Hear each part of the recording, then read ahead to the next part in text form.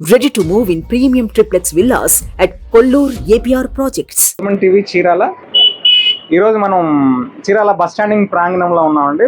ఇక్కడ మనం గత ప్రభుత్వం బాగుందా, ఈ ప్రభుత్వం బాగుందా అనే దాని మీద, రాబోయే ప్రభుత్వం ఏంటి అనే దాని మీద మనం ప్రజా అభిప్రాయ సేకరణ చేస్తున్నాము. మరి ఇక్కడ ప్రజల యొక్క అభిప్రాయాలు ఎలా ఉన్నాయో అడిగి వారి మాటలో తెలుసుకుందాం. సార్ చెప్పండి సార్, గత ప్రభుత్వం బాగుందా, ఈ ప్రభుత్వం బాగుందా? గత ప్రభుత్వమే బాగుంది, ఈ ప్రభుత్వం బాగాలేదు. అంటే సంక్షేమాలని అవి అంటున్నారు కదా, మరి లేదంటే బాగాలేదంటారా? లేదు, ఉపాధి నేర్పించాలి కానీ తెచ్చి పెట్టకూడదు, వండి పెట్టకూడదు. ఉపాధి కల్పించే మార్గం చూడాలి, సంపదని సృష్టించాలా, అది ముఖ్యం. అది ఓట్ బ్యాంక్ కోసమే మనం ఉపాధి క్రియేట్ చేస్తున్నాం. ఉపాధి ఓట్ బ్యాంక్ కోసం మనం ఈ ఉపాధి ఇలా ఇస్తున్నాం, అది కాదు కదా. మోరల్ వాల్యూస్ పెంచాలా, మనిషి యొక్క ఆదాయం పెంచాలా, ఉపాధి కల్పించాలా, అది ముఖ్యం. అతను సంపాదన పెరిగే మార్గం చూడాలా. త్వరలో ఎలక్షన్స్ ఉన్నాయి కదా, మరి ఎవరు వస్తారంటారు? ఇక్కడైతే రూలింగ్ అయితే తెలుగుదేశం వస్తుంది కంపల్సరీ. తెలుగుదేశం వస్తే అభివృద్ధి బాగుంటుంది అంటారు. మరి అంతే కదా. ఇప్పుడు ఫండమెంటల్ పార్టీ సిద్ధాంతం కానీ లోగడ వాళ్ళ యొక్క విధానం ఏంటి, ఉపాధిని కల్పించాలా, సంపదను సృష్టించే కార్యక్రమం వాళ్ళు చేసి ఉన్నారు. వాస్తవమే కదా అది, దానికి మరి యాక్సెప్ట్ చేస్తాం కదా. థ్యాంక్ యూ సార్, ధన్యవాదాలు. చెప్పండి సార్, గత ప్రభుత్వం బాగుందా, ఈ ప్రభుత్వం బాగుందా? టీడీపీ బాగుంది, గత ప్రభుత్వం బాగుంది. ఓకే, సంక్షేమాలు అంటున్నారు కదా వీళ్ళు, మరి బాగాలేదంటారా? సంక్షేమం అని చెప్పి బ్రాంచ్ షాప్ లో తీసుకుంటున్నాడు, ఉపయోగం ఉంది. అదే సంక్షేమం ఎవరు వాళ్ళకే ఇస్తున్నాడు, మళ్ళీ వాళ్ళ దగ్గర తీసుకుంటున్నాడు. మరి అవన్నీ అంతకంటే తగ్గించి డబ్బులు కానీ తగ్గించితే మ్యాన్సన్ హౌస్ కానీ ఏదన్నా కానీ అది పనికిరాని ముందు తెచ్చిస్తున్నాడు. ఎంతమంది చచ్చిపోయారు చెప్పమను. సో సంక్షేమం అనేది ఉంది కానీ అభివృద్ధి లేదు. అభివృద్ధి లేదు, రోడ్లు ఏడున్నాయి. ఇంకా మనకు నయ్యం ఈ జిల్లాలో ఏదో ఉంది, అటు పోతే అసలు మళ్ళీ సంపులు మొత్తం పోతున్నాయి, బళ్ళు పోతున్నాయి. తూర్పుగోదావరి జిల్లా కానీ అటు కానీ ఎక్కడా లేవు అసలు. ఇక్కడ ఏడు మాత్రం చుట్టూ ఏడు వరకు కొద్దిగా బాగుంది. మంచిది. త్వరలో ఎలక్షన్స్ ఉంది కదా, ఎవరు వస్తారంటారు? గవర్నమెంట్ టీడీపీ, పవన్ కళ్యాణ్ ఇద్దరు వస్తారు. వస్తారంటారా? వాళ్ళు వస్తే అభివృద్ధి జరిగిందంట. మంచిదండి, థ్యాంక్ యూ. ప్రభుత్వం బాగుందా, ఈ ప్రభుత్వం బాగుందా? గత ప్రభుత్వమే బాగుంది. ఈ ప్రభుత్వంలో ఏముంది, అన్ని ఖర్చులు రేట్లు అన్ని అధికంగా పెరిగిపోయి మనకి ఇబ్బంది అయిపోతుంది. ఆటోల ఛార్జీలు పెరిగిపోయినాయి, మందు రేట్లు పెరిగిపోయినాయి, ఉప్పు రేట్లు పెరిగిపోయినాయి, అన్ని కందిపప్పు రేట్లు అన్ని పెరిగిపోయినాయి. దానితోడు ఉద్యోగాలు తక్కువ.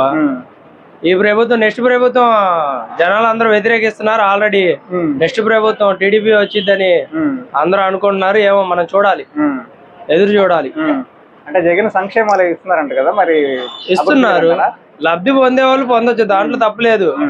కానీ 100% లో చూసుకుంటే పర్సంటేజ్ ఎంత వస్తుంది? ఏ గవర్నమెంట్ వస్తే బాగుంటది? ఖచ్చితంగా వైఎస్ఆర్సీపీ వస్తేనే ప్రజలకి బాగా ఉపయోగకరంగా ఉంటుంది. మరి పవన్ కళ్యాణ్, చంద్రబాబు నాయుడు కూటమితో వస్తున్నారు కదా, మరి వాళ్ళకి మరి గెలవరంటారా? వాళ్ళు అసలు గెలిచే ప్రసక్తే లేదు. వాళ్ళు కొట్టుకునే సరిపోయింది. బూతులు, తిట్టులు ఇవన్నీ మాట్లాడినా సరిపోయింది. వాళ్ళు జనాల గురించి ఇప్పుడు ఆలోచించారు. 15 సంవత్సరాలు పరిపాలించాడు అంటున్నాడు. ఏది ఒక పథకం ఏది, ఒక మాట ఏది, ఒక పలికి ఏది? ఏ రోజన్నా జనంలో తిరిగాడా? రాజధాని అన్నాడు, తుమ్మ చెట్లలో పెట్టాడు, ఏమన్నా కట్టాడా? తాత్కాలిక రాజధానిగా, తాత్కాలిక హైకోర్టేగా. ఒకటన్నా ఉందా పని చేసేది? ఒకటన్నా ఉందా? ఏమీ లేదు. దాన్ని రాజధాని అంటున్నాడు. రాజధాని అంటే రాష్ట్రానికి ఉపయోగపడేదే రాజధాని. ఆ అమరావతిని ₹1 5 సంవత్సరాల్లో ₹1 మన రాష్ట్రాన్ని తెచ్చిపెట్టిందా? అదే విశాఖపట్నం అయితే కోట్లు తెచ్చింది. సాఫ్ట్వేర్ కంపెనీలు వస్తాయి, పోర్ట్లు. జగన్మోహన్ రెడ్డి గారే ఈ రాష్ట్రానికి మంచి ముఖ్యమంత్రి. ఏ గవర్నమెంట్ వస్తుంది? వైసీపీ వచ్చిందండి. ఇంతకుముందు తెలుగుదేశం బాగా చేసిందని అంటున్నారు కదా, మరి దానికి ఏమైనా మద్దతు వస్తుందా? పవన్ కళ్యాణ్ కూడా ఉన్నాడు ఈ మధ్య. మద్దతు ఏం రాదు. వాళ్ళిద్దరు కలిసినా కూడా వైసీపీకి వెళ్ళి ప్రజలు ఉన్నట్టు కనిపిస్తుంది. ప్రజలు వైసీపీకి వెళ్ళి ఎక్కువ మొగ్గు చూపుతున్నట్టు కనిపిస్తుంది. ఎందుకని వైసీపీ రావాలనుకుంటున్నారు? అంటే ఆయన చేసిన కొన్ని పథకాలు అనేవి ఆయన గెలిపించడానికి అవకాశాలు ఉన్నాయి. అమ్మ ఒడి కానీ ఏ పథకం పెట్టినా కూడా ప్రజల్లోకి అది వెళ్ళింది కాబట్టి, దానివల్ల ప్రజలు కొంత లబ్ధి పొంది ఉన్నారు కాబట్టి, ప్రజలకు బాగా సహకారంగా ప్రభుత్వం ఉంది కాబట్టి వచ్చే సోర్సెస్ ఎక్కువగా ఉన్నాయి. ధన్యవాదాలు. పవన్ కళ్యాణ్ గెలుస్తాడా? ఓకే, అంటే జగన్ ఏదో పథకాలు అయ్యి అన్నారు కదా, ఎన్ని పథకాలు పెట్టిన సార్ వచ్చేది మాత్రం పవన్ కళ్యాణ్. చంద్రబాబు నాయుడు, పవన్ కళ్యాణ్ కూటమి అంతేనా? అదే వస్తేనే బాగుంటది. మంచిదమ్మా, థ్యాంక్ యూ. నువ్వు చెప్పమ్మా. ఎవరు వస్తారు? ఎవరు? పవన్ కళ్యాణ్ పవన్ కళ్యాణ్ వస్తే ఎలా ఉంటది?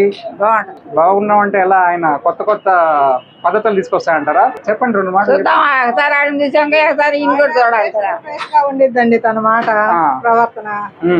వచ్చిన రాజకీయం కూడా అలా చేస్తారేమో, అక్రమాలు అవి లేకుండా చూస్తారు, స్త్రీలకు భద్రత కల్పిస్తారు అనేది కోరిక మాది. ఒక అవకాశం ఒకసారి ఇచ్చి చూద్దామని అంతే. ఇంకేమైనా చెప్తారా పవన్ కళ్యాణ్ ఎలా ఉండాలని ఎలా ఉండాలని? కానీ 300 మాత్రం తాను వస్తే రాజకీయం చాలా మారిద్దని అనుకుంటున్నాం. నెల 15 రోజులు ఉన్నాయి. ఏ గవర్నమెంట్ వస్తే బాగుంటుంది? ఏ గవర్నమెంట్ అంటే చంద్రబాబు నాయుడు గారు వస్తే బాగుంటుంది. కొద్దిగా అడ్మినిస్ట్రేటివ్ బాగుంటుంది. ఈ పథకాల దెబ్బకి ఏంటంటే జగనే వస్తాడని అందరు అంటున్నారు. అది ఆయన వస్తే మళ్ళా అన్ని అబద్ధాలు చేస్తాడు, అబద్ధాలు చెప్తాడు ఇస్తారని మళ్ళా ఎవడు వచ్చిన తర్వాత అని చెప్పి జనంలో బాగా అంటే పథకాలే కానీ అభివృద్ధి లేదంటారు. అభివృద్ధి ఉంటది. జగన్ గారిది అభివృద్ధి కూడా ఉన్నది, లేదని నేను చెప్పను.